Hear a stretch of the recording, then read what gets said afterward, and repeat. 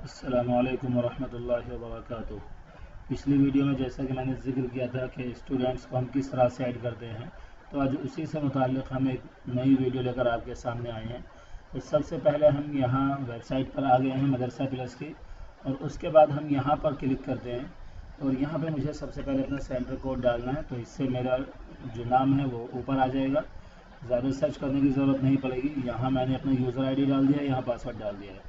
चलिए हम आगे चलते हैं। लॉगिन मैंने कर लिया है, तो ये लॉगिन हो चुका है। इस तरह का जो इंटरफेस है वो आपके सामने आएगा।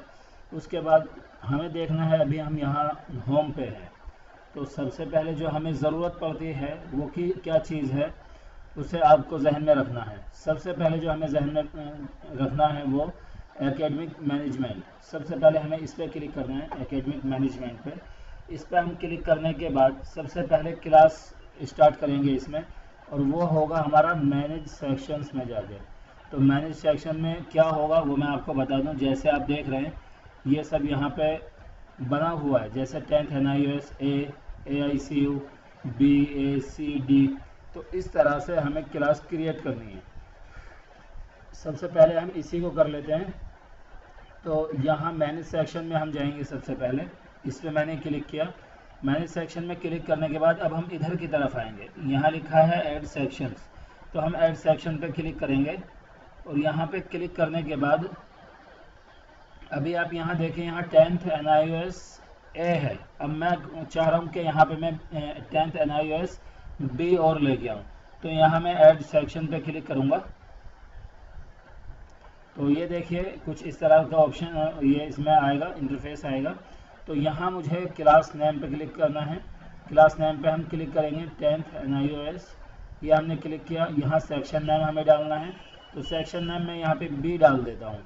अभी हमारे पास बी में जो था वो सिर्फ AICU में था, अब मुझे 10th NIOS में भी लेना है। तो इस तरह मैंने कर दिया। अब हम साइड से इसे स्क्रॉल अप कर लेंगे थोड़ा।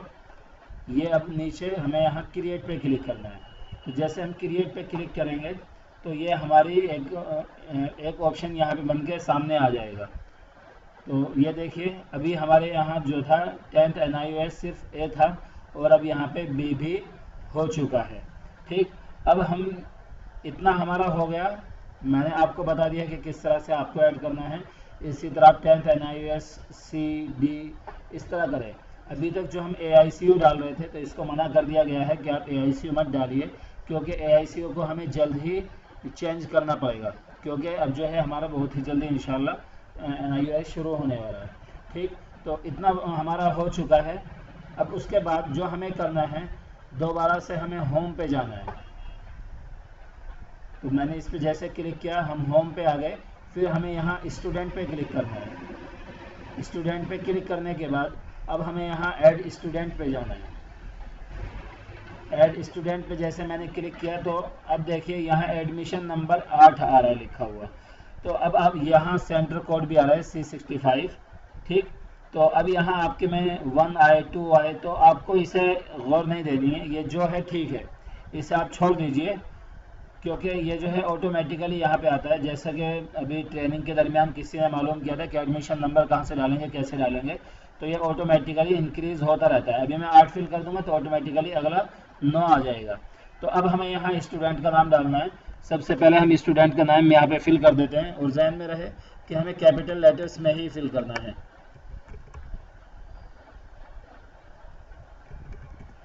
तो मैंने स्टूडेंट का नाम यहाँ पे फिल कर दिया है। उसके बाद अब हमें जेंडर चूज़ करना है, तो मैंने यहाँ पे जेंडर चूज़ किया। उसके बाद अब हमें यहाँ पे डेट ऑफ बर्थ चूज़ करनी है। तो आप इसमें कुछ साथियों ने कहा कि हमें परेशानी आ रही है, तो उसका सॉल्यूशन मैं बताता हूँ कि वो क्या है, किस तरह से हमें करना है। तो हम इस पर क्लिक करेंगे, और इस पर क्लिक करने के बाद आप मोबाइल में थोड़ा जूम कर सकते हैं 2 फिंगर्स से। और अगर आप सिस्टम पे कर रहे हैं तो फिर उसका तरीका ये है कि आप डायरेक्ट ये जो लिखा हुआ है यहाँ पे चले जाएं।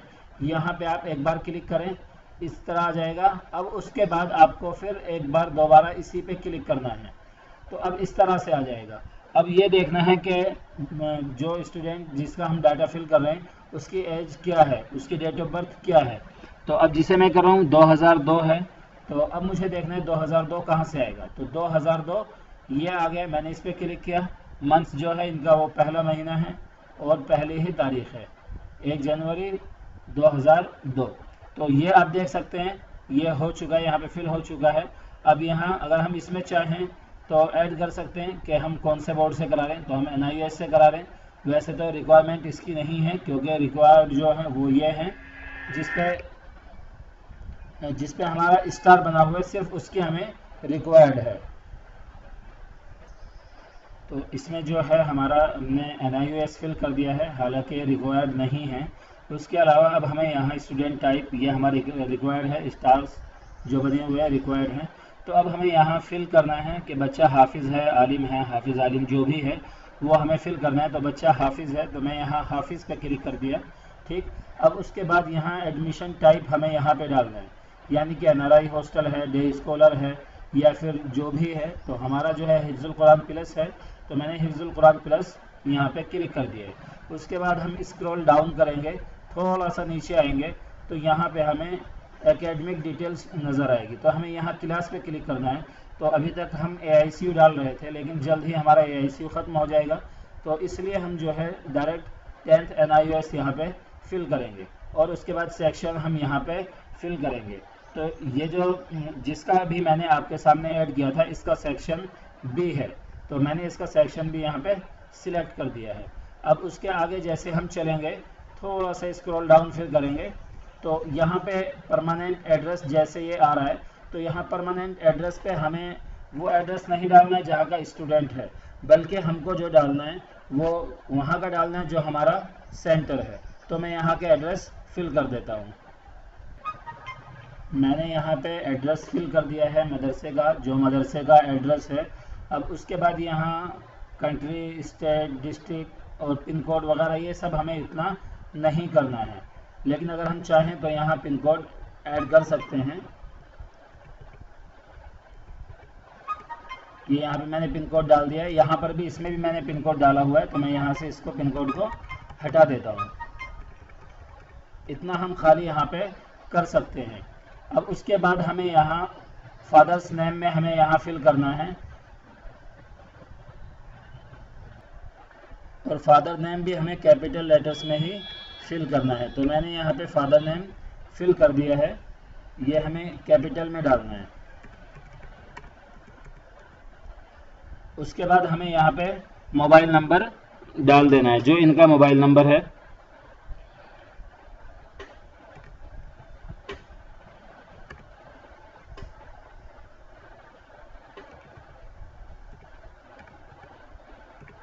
ये मैंने यहाँ पे मोबाइल नंबर फिल कर दिया है।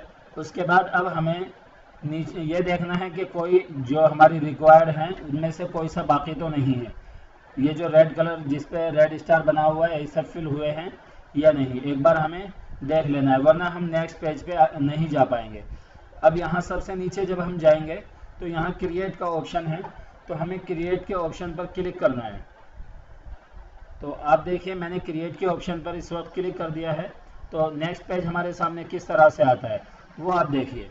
ये यहाँ स्टूडेंट प्रोफाइल हमारे सामने आ चुकी है। हम यहाँ से PDF भी इनका जनरेट कर सकते हैं, और अगर कोई कमी रह गई है, कुछ हमें इसमें चेंजिंग करनी है, तो यहाँ से हम एडिट पर क्लिक करके भी कर सकते हैं। अगर कोई स्पेलिंग वगैरह हमसे मिसमैच हो गई है, कुछ गलत डल गया है, तो उसे हम एडिट भी कर सकते हैं।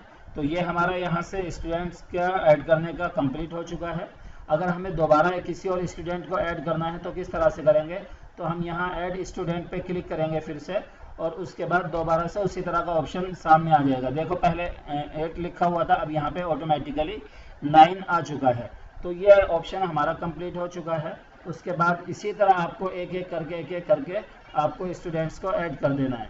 अब हम दोबारा यहाँ फिर से होम पे जाएंगे। अब हमें इनकी अटेंडेंस लगानी है कि अटेंडेंस हम किस तरह से लगाएंगे। अब हम यहाँ नीचे एकेडमिक मैनेजमेंट पे जाएंगे।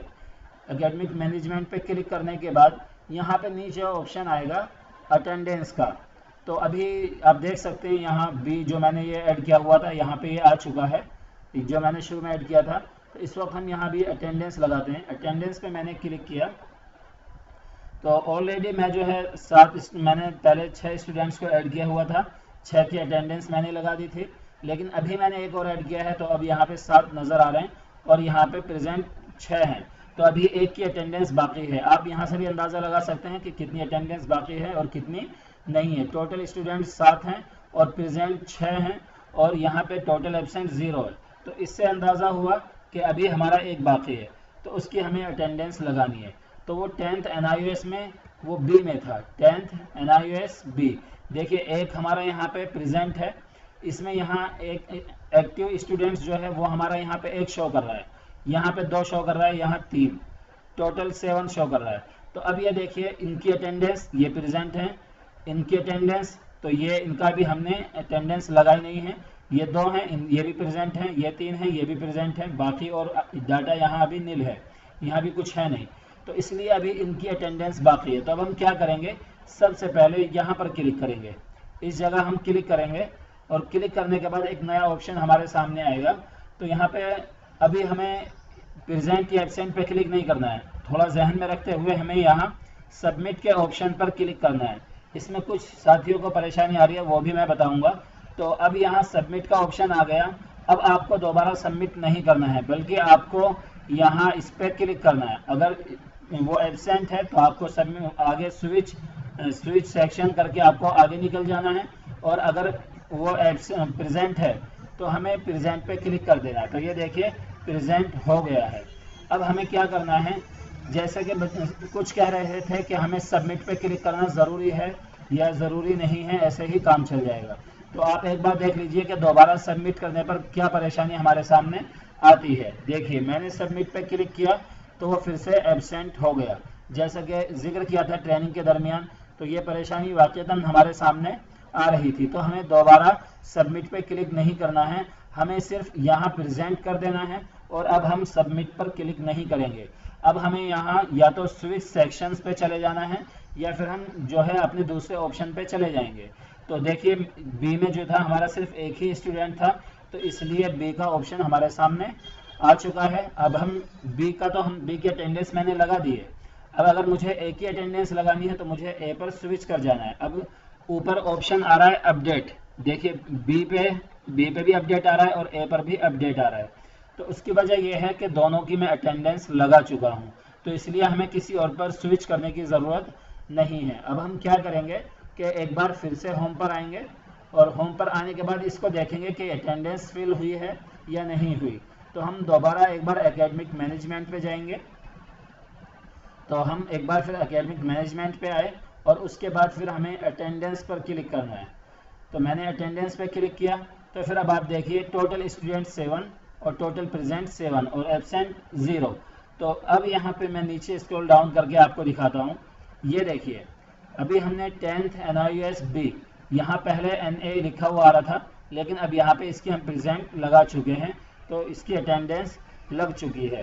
तो ये पूरा प्रोसेस था अटेंडेंस के बारे में और स्टूडेंट्स को ऐड करने के बारे में कि हमें उन्हें किस तरह से ऐड करना है। अगर आपको हार्ड कॉपी में निकालना है इसको, या फिर आपको इसका PDF या एक्सेल वगैरह जैसे भी निकालना है, तो आप इसको एक्सपोर्ट पे क्लिक करेंगे। ये एक्सपोर्ट लिखा हुआ है, इस पर आप क्लिक करेंगे और यहाँ आप चाहें तो एक्सेल शीट में ले सकते हैं और चाहे तो आप PDF में भी इसको डाउनलोड कर सकते हैं, इसका डॉक्यूमेंट आप निकाल सकते हैं। तो ये पूरा प्रोसेस था जो कि आज हमारे सामने, इसको मैं ये पूरा प्रोसेस था जो कि मुझे जिक्र करना ज़रूरी था, जो मैंने अल्हम्दुलिल्लाह आपके सामने जिक्र किया। और मुझे उम्मीद है कि इंशाल्लाह ज़रूर आपको समझ आया होगा। अगर कोई चीज़ आपको समझ नहीं आई है तो आप डायरेक्ट मेरे व्हाट्सएप पर मैसेज कीजिए और मुझसे आप पूछ लीजिए, आपको ज़रूर अंदाज़ा होगा मेरे व्हाट्सएप नंबर का। तो और आप हमें यह भी बताएं कमेंट करके या किसी भी तरह कि अगले किस टॉपिक पर हम वीडियो बनाएं, किस चीज़ की आपको ज़रूरत है या किस चीज़ में आपको परेशानी आ रही है, वो आप हमसे पूछ सकते हैं। मिलते हैं अगली वीडियो में। अस्सलामु अलैकुम वरहमतुल्लाहि वबरकातुहू।